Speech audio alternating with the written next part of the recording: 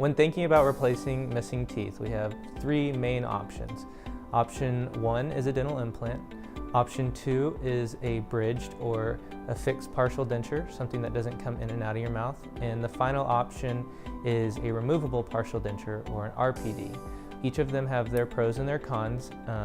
By far the new dental standard, I believe, is a dental implant. And the reason I believe that, and research shows it, is a dental implant is a standalone prosthesis. You don't have to take away tooth structure from the teeth around it.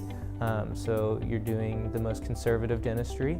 You brush it like a normal teeth, you floss it like a normal tooth, you chew like a normal tooth. Compared to a bridge or an FPD is you have to go underneath the prosthesis with special floss. It's harder to maintain. The longevity of an implant is much longer than a bridge. The replacement cost of a bridge is usually more often and more expensive than maybe if you need to replace a screw on an implant. And finally, people don't like to take their teeth out of their mouth. They would rather have something in there that they know they're not going to lose.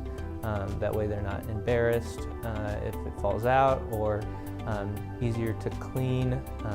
Don't want to get food stuck underneath, like a partial denture. So all in all, they're all three good options, but the far superior option is a dental implant.